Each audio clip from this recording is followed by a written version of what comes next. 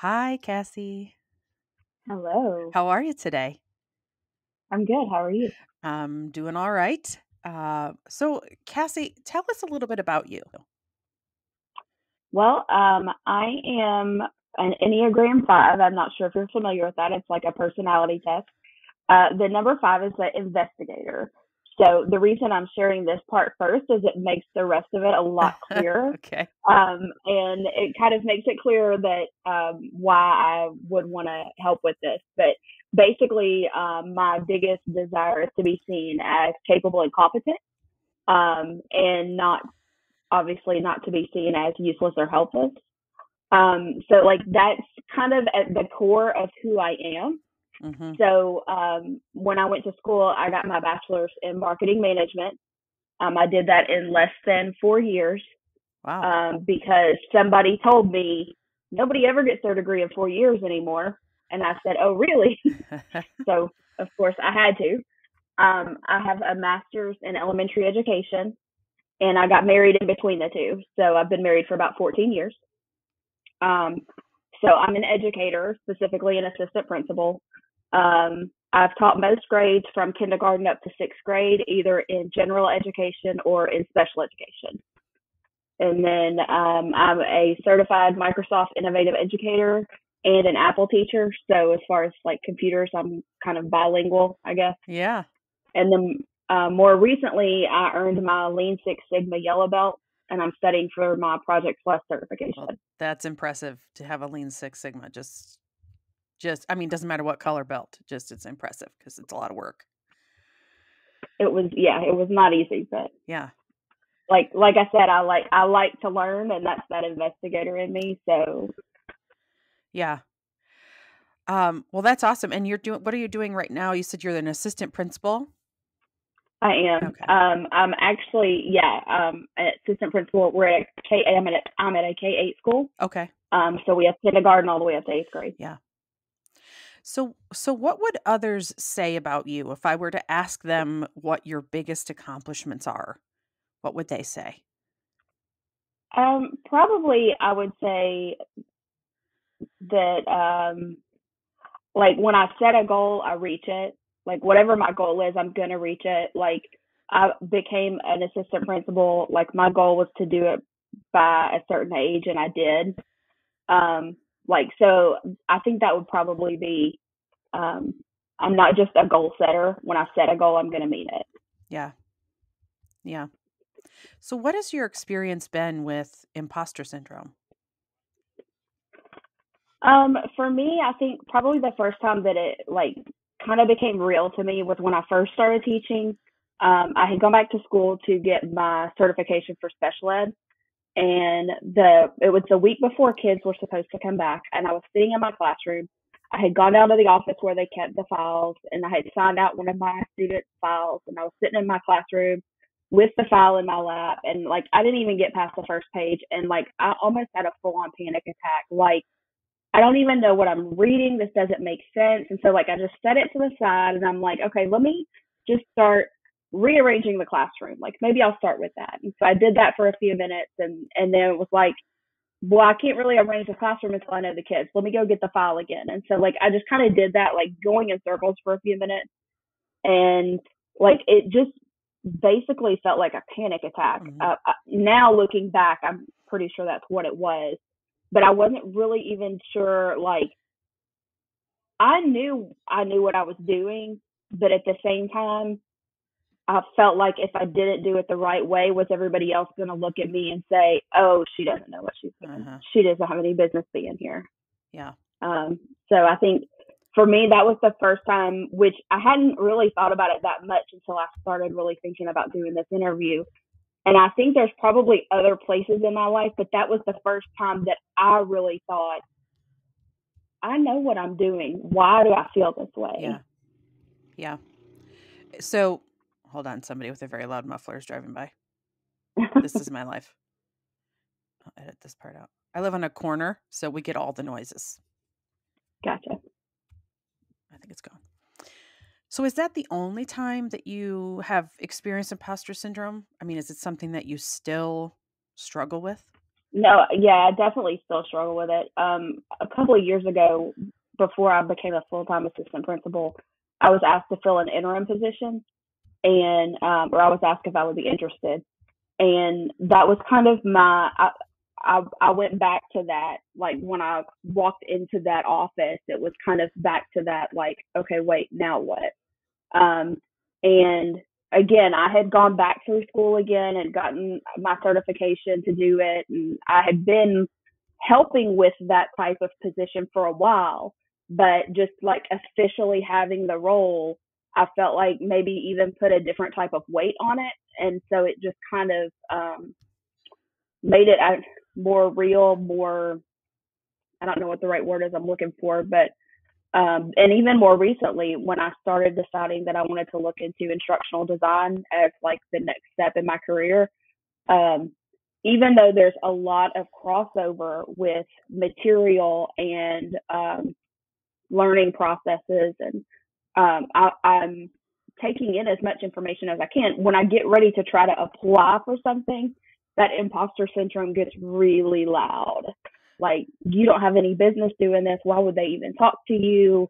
And it's hard to kind of put that down and just say, no, I do know what I'm doing. Mm-hmm. And given the opportunity, I can show that I know what I'm doing.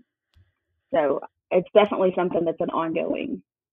So when you say that it gets really loud, what are you mentioned some of the thoughts? I'm assuming those are thoughts that nobody's saying that to you audibly. Right, right, Well, I mean, you might be able to hear it, right. but maybe it's just your own voice in your head. But what are some of the other feelings and emotions that are happening as you're having those, you have no business being here thoughts?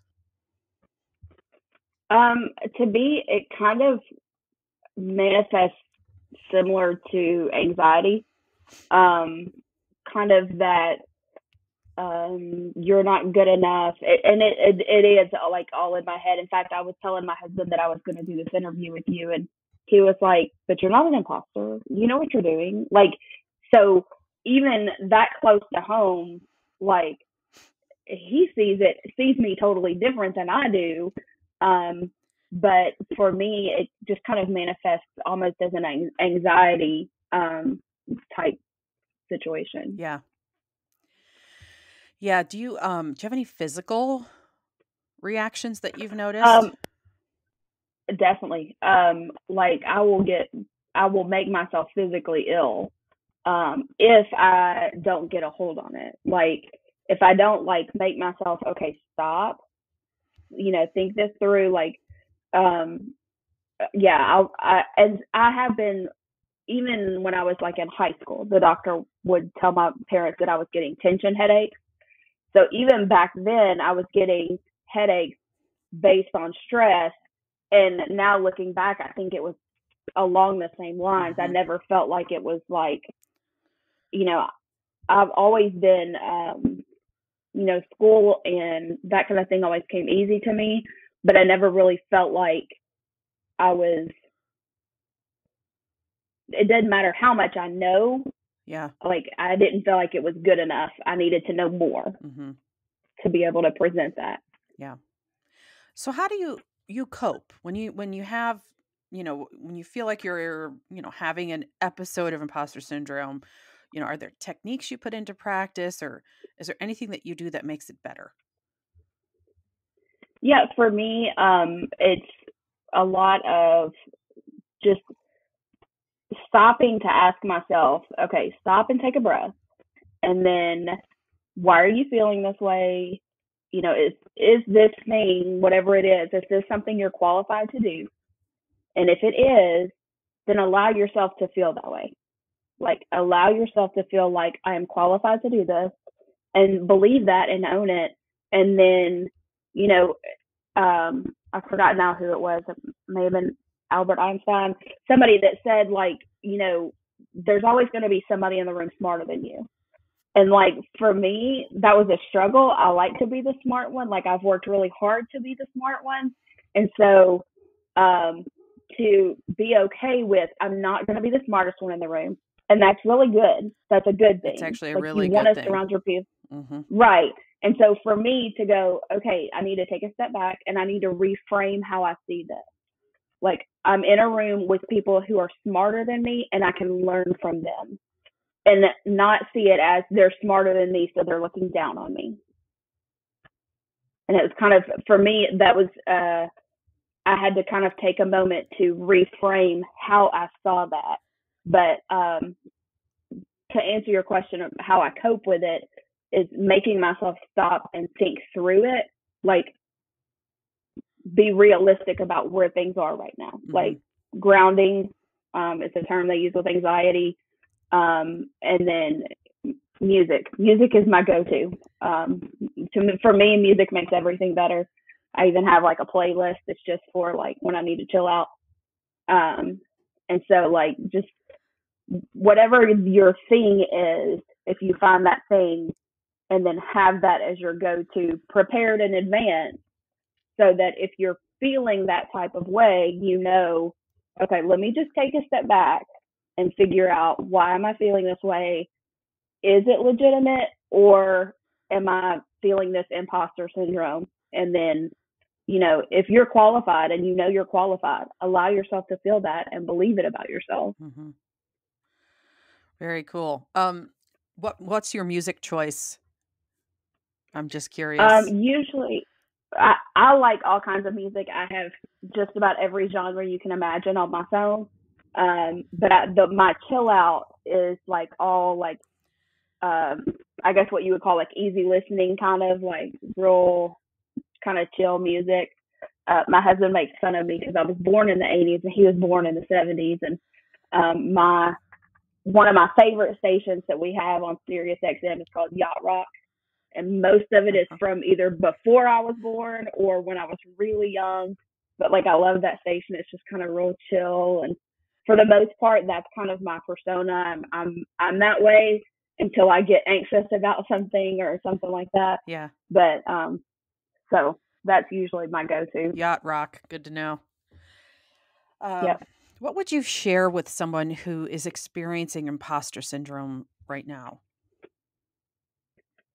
I would say, like I mentioned before, is to stop and breathe, and then ask yourself, am I qualified for this? And objectively answer that. Like, not within your imposter syndrome self, but objectively answer. Maybe even ask somebody else, because maybe you're not able to answer it objectively right now, but ask somebody else. And then if the answer is yes, believe that about yourself. If the answer is no, find out why. And then if you want to build on that, build on that. But then if you need to, make it a mantra, that you're qualified and you can do this, or, whatever you need to do to help yourself believe that you are qualified and you can do whatever it is you want to do. Yeah. All right. So last question for you. Why did you want to be part of this imposter syndrome project? What sort of pushed you to say yes?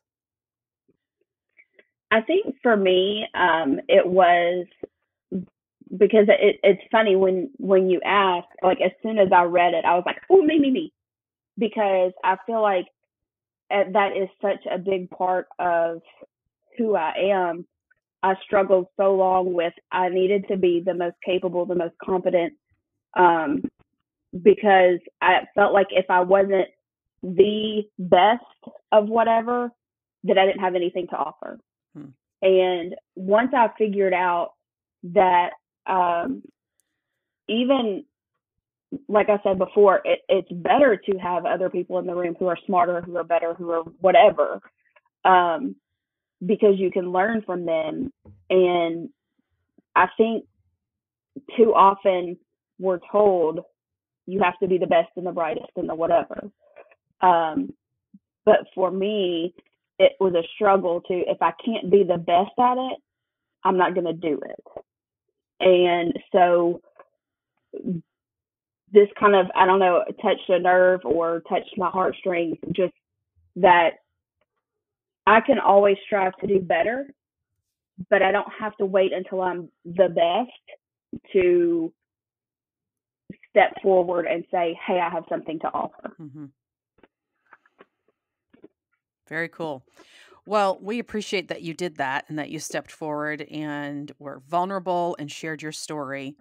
We really appreciate that. So thank you, Cassie. Thank you. If you like this series and you want to show support, go to buymeacoffee.com/ifyouaskbetty to learn more about how you can support this and future If You Ask Betty projects.